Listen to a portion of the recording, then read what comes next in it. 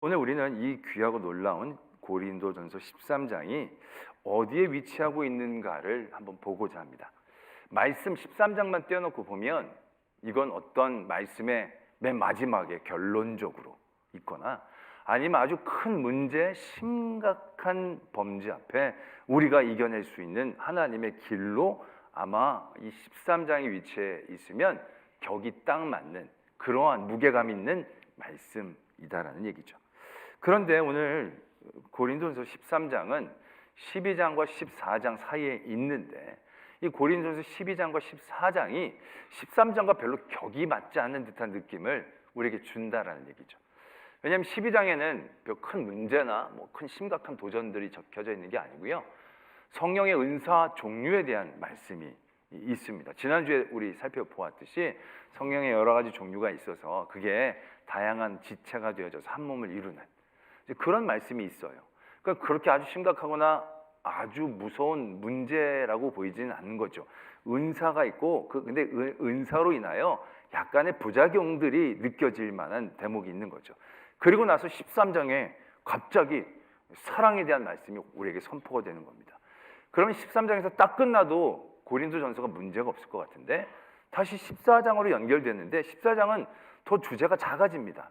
그 은사 중에서도 방언이나 예언 같은 부분들을 우리가 어떻게 이해하고 어떻게 사용해야 하는지를 말씀해주고 계신다는 거죠. 13장의 격에 12장과 14장은 좀 맞지 않은 듯한 느낌을 갖게 된다는 거죠. 그래서 이렇게 적당한 비유는 아니지만 이렇게 말씀을 드리자면 이해가 더 쉬울 것 같은 게 13장은 말하자면 소 잡는 칼 같은 말씀입니다. 아주 위대하고 거대한 말씀이죠. 그런데 12장과 14장에서 느껴지는 건 닭 같은 느낌이죠. 그러니까 소 잡는 칼로 닭을 잡고 있는 듯한 느낌을 주고 있는 거죠. 호미로 막아도 될 걸 포크레인으로 막게 하시는 것 같은 느낌 우리가 받는다는 겁니다. 근데 이걸 우린 다시 한번 생각해 보는 거죠. 하나님이 쓸데없이 호미로 막을 걸 포크레인으로 막게 하신 게 아니라는 거죠. 우리는 지금 소 잡는 칼로 닭 잡는다라고 생각하지만 우리가 닭이라고 생각하는 게 닭이 아니라 소일 수 있다는 생각을 해봐야 한다는 겁니다. 우리가 12장을 다시 한번 살펴봐야 되는데요. 12장에 나타나는 여러 가지 일들을 한 단어로 요약한다면 교만이라고 얘기할 수 있겠습니다. 교만. 교만은 어떻게 보면 단어 자체는 굉장히 우리에게 심각한 문제예요. 모든 죄악의 근원이라고 얘기할 수 있다라는 얘기죠. 그래서 잠언에서도 패망의 선봉이고 넘어집의 앞잡이라고. 이 교만이 그런 위험성과 치명적인 힘을 갖고 있다라는 것이죠. 그런데 이 교만은요, 어떻게 보면 대단히 자연스럽게 우리에게 형성되는 거예요. 대단히 흔하게 발견할 수 있는 우리 안에 범죄 아닌 범죄, 죄 아닌 죄처럼 여겨지는 대목이다라는 거죠. 왜냐하면 12장에서도 구체적으로 이게 죄다 저게 죄다 드러나진 않아요. 근데 여기서도 보면 손이 발한테, 귀가 눈한테, 눈이 발한테 뭔가 자기를 더 높게 여기고 다른 사람들을 낮게 여기고 싶어하는, 또 자기가 낮게 여겨지는 게 기분이 나쁜 거야. 왜? 나는 더 높은 자리에 있어야 될 사람이 낮게 더 있으니까. 이런 모든 것들이 결국 그 중심에 교만이라는 게 있는 거거든요. 어떻게 보면 모든 사람들에게 편만에 있는 대단히 흔한 그러한 모습이다라는 얘기죠. 그러나 오늘 하나님은 그 12장의 문제를 포크레인으로, 닭 같은 문제를 닭이 아니라 소처럼 바라보면서 가장 강력한 무기로 그 일들을 대항하기를 도전하고 계시는 것으로 받아들여야 져야 한다는 것이죠. 이 교만이 굉장히 치명적인 게 어떤 동네에 붉은 수탉하고 검은 수탉이 살았습니다. 두 수탉은 아주 사이좋게 잘 지냈다고 합니다. 근데 그 동네에 분홍색 암탉이 이사를 온 겁니다. 근데 이 분홍색 암탉을 둘이 다 좋아하는 거예요. 그럼 둘이 사이가 좋았는데 서로 경쟁하고 서로 미워하고 그다음 결국 결투하게 됩니다. 그래서 이 분홍색 암탉을 놓고 두 수탉이 결투를 했는데 검은 수탉이 승리하게 됩니다. 검은 수탉이 이기자마자 이 검은 수탉은 너무 좋아서 높은 담장 위로 올라갑니다. 그리고 거기서 포효하기 시작합니다. 닭이지만 사자우를 내면서 으아 내가 이겼다고 기쁘지 않겠습니까? 정말로 강력한 경쟁자를 물리치고 자기가 사랑하는 닭을 얻으니 얼마나 기쁘겠습니까? 높은 데 올라가서 진짜 마음껏 소리치면서 이겼다 막 울어대기 시작했습니다. 근데 그때 마침 먹이를 찾아 헤매는 독수리가 방황하고 있다가 그렇게 소리 지르는 닭의 소리를 안 들으려고 해도 안 들을 수가 없는 그 소리가 들려져서 쏜살같이 내려와서 검은 닭을 낚아채 간 겁니다. 그래서 분홍 암탉은 붉은 수탉과 행복하게 살았다는 그 우픈 얘기가 있습니다. 닭이 닭을 이겨봐야 닭인 겁니다. 근데 이 닭은 닭을 이겼다고 자기가 독수리가 된 것 같은 착각을 갖는 거죠. 그 높은 담에 올라가서 왜 이렇게 오래 울부짖냐는 거죠. 기쁜 건 이해를 하겠어요. 그러나 자기의 자리를 망각한 거예요. 자기가 마치 붉은 수탉 한 마리 이겼는데 새의 왕이 된 것처럼 울부짖고 있다는 거예요. 교만은 그러한 모습을 갖고 있다는 얘기죠. 너무 자연스럽잖아요. 닭이 이겼으니까 당연히 기뻐서 올라가 소리 좀 지를 수 있잖아요. 우리는 그것이 크게 심각하게 다가오지 않잖아요. 그런데 그것이 나도 모르는 사이에 선을 넘는 거죠. 자기가 닭인지 잊어버리는 거죠. 닭이를 잡아먹을 수 있는 그런 모든 그런 맹수들이 있다는 것에 대해서 착각하게 만드는 거죠. 닭 한 마리 이겼다고 모든 것들을 다 이길 수 있을 것 같은 착각을 나도 모르게 갖게 한다는 거죠. 그래서 교만은 내가 왜 죽는지도 모르게 죽는 거예요. 그 검은 닭은 그냥 울다가 순식간에 낚아채서 끝난 거예요. 무슨 일이 일어났는지도 알지도 못하면서 그냥 넘어지게 되는 거죠. 그래서 교만이 치명적이고 무섭다라는 얘기예요. 그래서 C.S. 루이스라는 분도 순전한 기독교라는 책에서 이 교만이라는 것을 다루는 챕터에 교만이라고 적지 않고요, 가장 큰 죄라고 적고 있다는 거죠. 가장 심각하고 치명적인 죄라고 적고 있다라는 것입니다. 그렇다면 우리는 이러한 치명적인 교만이라는 죄를 어떻게 다스릴 수 있을까? 우린 쉽게 겸손이라는 것을 떠오르게 됩니다. 왜냐하면 겸손은 교만의 반대적인 개념이니까 내가 겸손하면 이 교만이라는 소리 없이 우리를 장악하는 치명적인 죄를 대항하고 이길 수 있겠거니 생각하기 쉽습니다. 근데 이 교만이 그렇게 호락호락하지 않다는 겁니다. 사람들이 자기가 은혜를 받았던 그 순간 사탄들이 절망할 수 있겠죠. 아, 저 사람 은혜를 받았어, 이제 틈이 없겠다. 그래서 진짜 똑똑한 사탄들은 그게 틈이라는 걸 안다는 거죠. 왜? 자기가 은혜를 받았다는 그 순간 사람에게 그 은혜를 받은 자기에게 집중하게 한다는 겁니다. 그럼 자기가 은혜를 받았다는 것에 집중하는 그 순간 그 은혜는 가장 능력을 상실하게 되어진 순간이 된다는 얘기죠. 겸손이란 것도 마찬가지입니다. 우리가 어떤 순간에 너무너무 훌륭하십니다. 그럴 때 우리가 전 아무것도 아닙니다. 이렇게 얘기를 했어요. 근데 그러면 사탄이 이 사람 겸손해서 끝났네. 그게 아니라 사탄은 그래, 넌 어떻게 이런 상황에서 너 스스로가 아무것도 아니라고 얘기할 수 있냐. 너 진짜 대단하다. 아무것도 아닌 게 아닌데 너는 아무것도 아닌 것처럼 네가 얘기했으니 야, 사람들이 너를 어떻게 생각하겠느냐. 그 자기를 바라보게 한다는 거죠. 그럼 그 사람이 어떻게 됩니까? 이런 상황에서 이렇게 얘기할 수 있는 내 자신이 대견하고 기특한 거죠. 그러면 나도 모르게 내가 높아지고 있고 겸손이란 미덕이 가장 힘을 잃는 순간이 되어진다라는 얘기죠. 제가 대학생 때 청소년부 교사를 하고 있었는데 수련회가 있었습니다. 그 수련회를 제가 준비하는데 이상하게 그때 수련회 준비도 제가 하고 진행도 제가 하고 정리도 제가 했던 느낌이에요. 엄청 고생을 했어요. 그래서 수련회 준비를 막 진행 준비서부터 진행도 다 하고 은혜롭게 수련회가 잘 맞춰졌어요.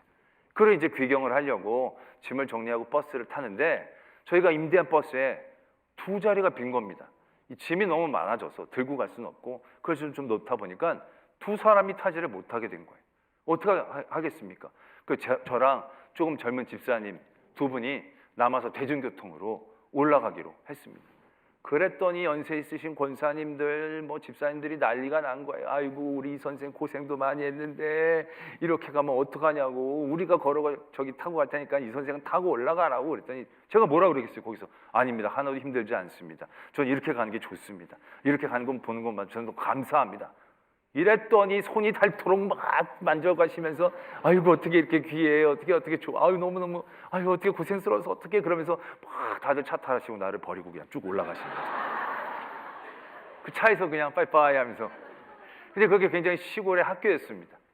버스를 타려면 꽤 걸어 나가야 되고요. 버스를 3번인가 다 갈아타야 됩니다. 좀 큰 도시로 가고 그 도시에서 청량리로 간 다음에 청량리에서 우리 교회로 와야 되는 그런 노선인 거예요. 굉장히 쉽지 않은 그런 걸음이었습니다. 그 선생님하고 나랑 둘이서 이렇게 올라오면서요. 근데 힘이 하나도 안 들고 너무 뿌듯한 거예요. 왜? 야, 내가 이렇게 교회를 위해서 희생하고 헌신하고 저분들은 편하게 버스 태워서 올라가고 나는 힘들지만 그 자리를 마다하고 야, 얼마나 이게 내가 대견한가. 굉장히 뿌듯한 가운데 그 길이 힘들고 긴 길이었지만 기쁨으로 그 걸음을 올 수 있었습니다. 그 걸음에서 제 삶에는 헌신도 있었어요. 그리고 희생도 있었고요. 겸손도 있었어요. 그런데 나중에 보니까 하나님이 안 계신 거예요. 내 희생한 것에 대한 대견함, 내 헌신한 것에 대한 의, 내 겸손한 것에 대하여 우월함들이 그 오는 시간 내내 채웠어요. 내 삶에서 가장 교만한 순간이었다는 얘기죠.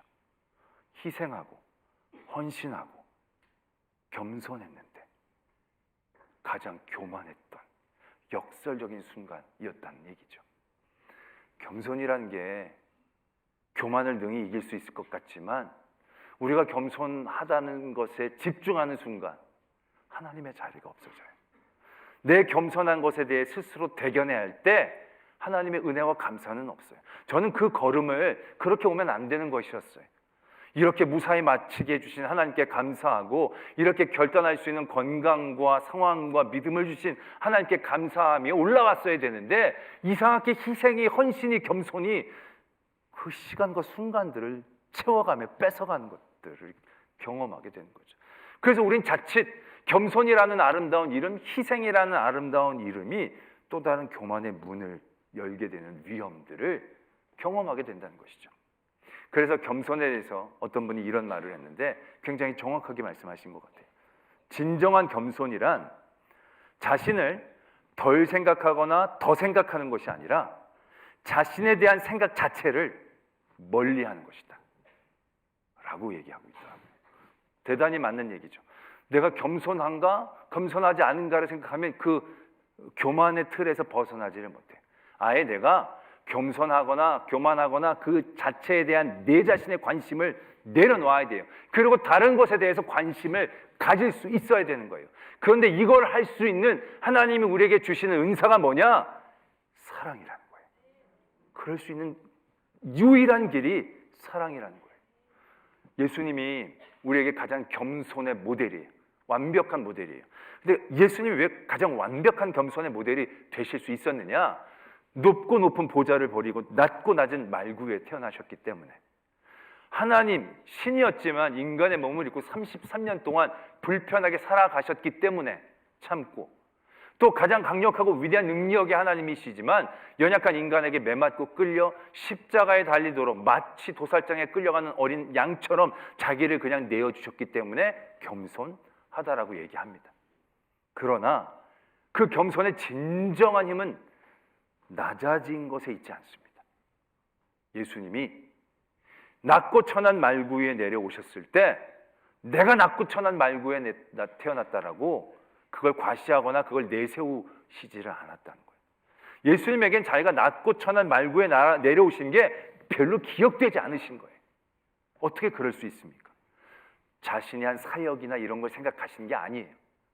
우리를 사랑하시는데 집중하셨거든요. 낮고 천한 말구에 내가 내려왔는데 높고 높은 데를 다 버렸는데 그런 얘기는 예수님은 안 하세요. 왜? 사랑이 그 안에 있기 때문에 자기가 한 것, 그것이 기억이 되지 않으시는 거예요. 내가 불편하게 33년이나 살았다. 며칠만 살아도 됐는데 내가 그렇게 얘기하지 않으세요. 왜? 그 33년 동안 우리와 함께 지내며 우리를 사랑하는 마음 가운데 계셨기 때문에 본인이 33년 동안에 어떻게 살았는지에 대해서 별로 관심이 없으신 거예요. 내가 너희를 위하여 십자가에 못 박혔다. 내가 매맞고 내가 도살장에 끌려간 어린 양처럼 끌려갔다. 그것이 우리에게 자랑스럽게 내세우며 그래서 너희들 날 믿어야 된다. 예수님은 그렇게 얘기하신 게 아니에요. 예수님은 내가 너를 사랑하니까. 내가 사랑하니까. 예수님이 사랑이라는 것에 집중하셨을 때 예수님의 겸손은 진정한 겸손이 될 수 있었다는 얘기예요. 오늘 고린도전서 13장 우리는 그냥 13장만을 딱 띄워놓고 바라보면서 사랑에 대한 보편적인 개념, 모습, 방법들 우리는 이렇게 이해하기 쉽습니다. 그러나 이 사랑은요 그렇게 낭만적인 사랑이 아니에요. 이 사랑은 굉장히 공격적인 사랑인 거예요. 1절, 2절, 3절 우리가 읽었는데 1절, 2절, 3절이 어떻게 되어 있느냐면 내가 사람의 방언과 천사의 말을 할지라도 내가 예언할 능력이 있어. 이렇게 말씀이 시작이 돼요. 솔직히 내가라는 말은 안 들어가도 돼요. 보편적인 사랑의 얘기를 할 때 사람의 방언과 천사의 말을 한다 할지라도 사랑이 없으면 우리는 깽과려 같고 이렇게도 아무 문제가 없어요. 근데 하나님은 사도 바울을 통하여 내가를 얘기하시는 거예요. 내가. 이건 무엇을 의미하는 것입니까? 사도 바울이 하나님에게 은혜를 받아서 방언도 하고 천사의 말도 할 수 있는 거예요. 그런데 그런 자신 가운데에서 이 모든 것들이 무용하게 되어지는 한 가지 일들이 일어나고 있음을 발견하는 거예요. 그게 바로 뭐냐? 교만이었다는 거예요. 교만. 내가 이런 능력이 있네. 내가 하나님께 이런 능력을 받아서 다른 사람들을 가르치네. 내가 이런 사람들보다 다 뛰어나네. 내가 영적으로도 훌륭하네. 결국 이러한 내 일에 대한 생각이 그 안에 들어갔을 때 그가 방언을 하고 천사의 말을 했지만 그가 듣기엔 시끄러운 소리에 불과했다는 거예요. 그 소리는 어떤 사람의 생명도 살리지 못했고 어떤 사람의 마음도 감동시킬 수 있는 게 아니었다는 거예요. 단순히 자기 자랑, 다른 사람들을 폄하하는 모습의 시작이었을 뿐 아무런 능력이 없다는 걸 깨달은 거예요. 그래서 그 교만을 싸우기 위해 가장 강력하고 위대한 무기가 그에게 필요했다는 것을 우리에게 말씀하고 계시는 거예요. 그게 사랑이다라는 것입니다. 4절부터 사랑은 오래 참고 온유하고 시기하지 않으며 자랑하지 않고 아주 사랑에 대한 여러 가지 행동들이 나옵니다. 이건 단순히 사랑에 대해서 이런 행동들 해라는 얘기가 아니에요. 이 이야기는요 어떻게 보면 우리에게 분명한 초점을 가지고 전투적으로 임해야 될 사랑의 모습인 거예요. 그냥 온유한 게 아니에요. 내 안에 싹트고 있는 이 교만과 싸울 사랑으로서의 온유한 거예요. 내가 얼마나 하나님 앞에 인정을 받는 사람인데 나한테 왜 이래? 나를 높이는 가운데서 생겨나는 강팍함에 초점을 맞춰서 이 교만을 사랑으로 이겨내야 돼. 겸손이 아니야. 내가 한 번 더 참지 이 정도가 아니야. 사랑으로 내가 하는 모든 일들을 잊고 하나님의 일들을 생각하고 그 사람을 생각하며 더 나아가야 한다라는 거예요. 천사의 방언, 천사의 말과 사람의 말과 천사의 방언을 할 때 내가 이런 말을 하네, 내가 이런 소리를 하네, 거기에 집중하면 아무것도 얻을 수 없다는 거예요. 사랑으로 이 말을 들을 사람들을 생각하는 거죠. 그럼 그만큼 지경이 넓어지는 거죠. 내 안에 내가 한 것들을 이겨낼 수 있는 힘이 되어지는 거죠. 내가 산을 옮길 만한 믿음이 있어. 그런데 믿음이 있는데 내게 그런 믿음이 있네. 내가 산을 옮겼네. 그럼 그 옮긴 산은 쓸데없이 옮긴 산이 되는 거예요. 그런데 그 산을 옮길 때 사랑의 마음으로 바라보는 거예요. 하나님이 이 산을 왜 옮기시기를 원하는가? 이 산을 옮겼을 때 하나님이 사랑하는 저 사람들에게는 어떠한 일들이 벌어질 수 있는가? 그런 사랑의 마음이 있을 때 산을 옮기는 나를 잃어버릴 수 있는 거죠. 집중하지 않을 수 있는 거죠. 벗어날 수 있다는 거죠. 모든 것을 참고 믿고 바라고 견디는 거, 이거 그냥 무조건 참고 견디고 바라는 게 아니에요. 우리가 참다 보면 그런 생각 많이 있거든요. 야, 난 참을 만큼 참았어. 내가 참은 게 막 보여요. 나 참을 만큼 참았어. 라고 결국 한계에 다다를 그때에 사랑은 그때 사용하는 거예요. 하나님의 마음을 바라보는 거예요. 야, 너 참을 만큼 참은 거 아니야. 하나님은 더 참으셨어. 더 참아낼 수 있어. 내가 견뎌? 이만큼 견뎠으면 됐지 뭘 또 견뎌? 나만큼 견디면 아주 잘 견딘 거야 라고 생각하며 자기를 바라보게 될 때 날 위해 수치와 모욕과 고통을 견디신 하나님을 바라보는 거예요. 그럼 내가 견디어 나간 이 이전의 모든 것들이 내 의가 되고 이제 화내도 되는 나의 명목이 되는 게 아니라 더 참아낼 수 있는 주의 은혜의 자리가 되는 거예요. 지금까지 지켜주신 것도 하나님의 은혜이고 그래서 앞으로도 지켜주실 것이 확실하게 그 사랑을 믿으며 견뎌낼 수 있게 되어진다는 것이죠. 때문에 우리는 이 고린도전서 13장을 통해서 사랑을 보는 게 아니라 내 안에 교만을 봐야 됩니다. 교만이 얼마나 치명적이고 무서운가를 바라봐야 된다는 거죠. 아까 우리 1절, 2절, 3절에서도 보면 교만이 얼마나 무서워요. 내가 천사의 말도 하고 사람의 방언도 하고 예언도 하고 믿음도 엄청나게 좋아서 막 기적도 일으키고 그러고 몸을 내어줄지로 막 헌신도 하고 사람들에게 각광을 받고 그런데 그게 교만 하나로 모든 것들이 아무 쓸모없이 될 수 있다는 거예요. 그 놀라운 능력들이 하나님이 우리에게 주셔서 하나님의 나라를 확장하고 하나님의 나라를 살리고 사람들을 사랑하고 품고 세우고자 주셨던 그 놀라운 성령의 은사들이 이 교만이라는 별거 아닌 것 같고 자연스러운 것 같은 이것으로 다 무용지물이 될 수 있다는 사실이에요. 여기에 우리가 굉장히 경계하고 깨어있어야 된다는 거예요. 이건 그냥 닭 같은 문제가 아니라 아주 공룡 같은 문제이라는 거죠. 나중에 보면 우리가 부분적으로 알고 부분적으로 예언한다. 그런데 이 교만은요, 내가 부분적으로 알고 있는 게 내가 통으로 알고 있는 것처럼 착각하게 한다는 거예요. 그게 교만이잖아요. 내가 하나님 앞에 은혜를 받아서 뭔가 깨달았어. 아, 믿음은 이런 거야. 그럼 이건 부분적인 거거든요. 하나님이 내게 주셔서 부분적으로 알게 하신 건데 하나님이 내게 주신 것에 대한 자부심과 자랑으로 교만이 그 안에 들어가면 이게 믿음의 전부처럼 생각하는 거예요. 이렇지 않은 것은 질이 떨어지는 믿음, 옳지 않은 믿음, 나쁜 믿음, 그렇게 정죄하고 평가하고 판단하게 되어지는 아주 지름길이 되어진다는 것이죠. 모든 교회 안에 여러 가지의 서로를 평가하고 서로를 정죄하고 서로를 나누는 모든 일들 안에 정말로 가장 근본적인 쓴뿌리가 바로 여기에 있다는 얘기죠. 교만이라는 거예요. 나를 더 높게 생각하는 것, 다른 사람을 나보다 낮게 여기는 마음들, 그 마음에서 모든 부분적인 것이 온전한 척을 하면서 서로 부대끼고 상처 입히는 그런 일들이 일어난다는 것이죠. 또 교만은 우리로 장성하지 못하게 해요. 왜? 다 컸는데 뭘 더 커? 우리의 교만은 이미 내가 다 이뤘는데, 이미 나만한 사람들도 별로 없는데 뭐 더 할 게 있는가라고 생각하게 한다는 것이죠. 그런 교만에 대하여 우리가 성장하고 장성하려면 하나님의 마음을 가져야 되는 거예요. 그게 사랑이라는 거예요. 사랑으로 가져야 우리가 더 풍성해지고 더 부요해질 수 있다는 거예요. 아까 검은 수탉이 자기가 이긴 거 기쁘죠. 기뻐서 막 날뛰고 소리 지르는 거 이해할 수 있죠. 그런데 그 자리에서 정말로 수탉이 필요한 건 진 붉은 수탉에 대한 마음. 저기도 열심히 싸웠는데 이제 졌으니 이 분홍닭도 못 얻고 얼마나 그럴까. 자기 이긴 건 이긴 거니까 그 진닭에 대한 마음을 그가 가질 수 있었다면 얼마나 풍성해질 수 있겠습니까? 그 붉은 닭도 내가 이길 수 있는데 저 반칙해서 내가 졌다고 거기만 매이면 얼마나 그 삶이 꼬이겠습니까? 그런데 그의 마음을 열어 이긴 검은 닭을 축복하고, 야, 네가 잘 싸웠으니까 넌 해라. 그렇게 하면 이 세상에 뭐 암탉이 분홍 암탉밖에 없겠습니까? 노란 암탉도 있고 뭐 보랏빛 암탉도 있을 수 있고, 그러면 그 다음에 더 좋은 암탉 만나서 잘 살. 결국 이런 일들이 벌어질 수 있는데 교만이라는 게 자기의 시야를 갖고 성장을 맡고 생명을 죽인다라는 얘기죠. 그래서 오늘 사랑은 영원한 것에 대한 얘기를 하고 있습니다. 사랑이 왜 영원하냐?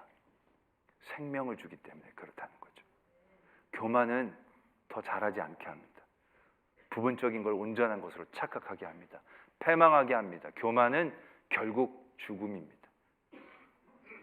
그 교만을 이길 수 있는 건 생명이고요. 그 생명을 시작해낼 수 있는 건 사랑입니다. 겸손도 아니고요. 의로움도 아니고 선함도 아닙니다. 가장 강력한 우리 무기, 사랑입니다. 그 사랑이 우리의 편협함을 깨줍니다. 우리가 자녀를 사랑하면서 얼마나 많은 것들을 깨닫게 됩니까? 내가 책임 있는 자리에서 모두를 품으면서 얼마나 많은 것들을 깨닫게 됩니까? 제가 오늘 비가 막 오는데 제가 제일 좋아하는 것 중에 하나가 비가 억수로 쏟아질 때 안에 혼자 있는 겁니다. 근데 오늘은 하나도 안 좋은 거예요. 하나도 안 기쁜 거예요. 왜? 교인들이 막 오고 있는데 비가 억수로 오니까 너무너무 마음이 아픈 거예요. 성장하지 않습니까? 커지지 않습니까? 나만을 생각하는데 갇히면 우리는 유치해질 뿐입니다. 여러분들이 믿음의 생활하며 살아가면서 뭔가 불편하고 아프고 고통스럽고 불편한 게 있습니까? 그러면 여러분들에게 사랑이 필요할 때일 것입니다. 그때는 분노와 바르게 가르침과 정의로움이 아니라 겸손함이 아니라 그 자리가 사랑이 필요한 자리, 사랑으로 이겨야 될 자리, 사랑이 아니면 이길 수가 없는 자리임을 깨달으셔야 합니다. 그래서 오늘 하나님은 13장에 사랑을 얘기하십니다. 이 사랑의 위대함으로 가장 치명적인 죄악을 이겨낼 수 있는, 생명을 누릴 수 있는 저와 여러분들이 되어지기를 소망합니다.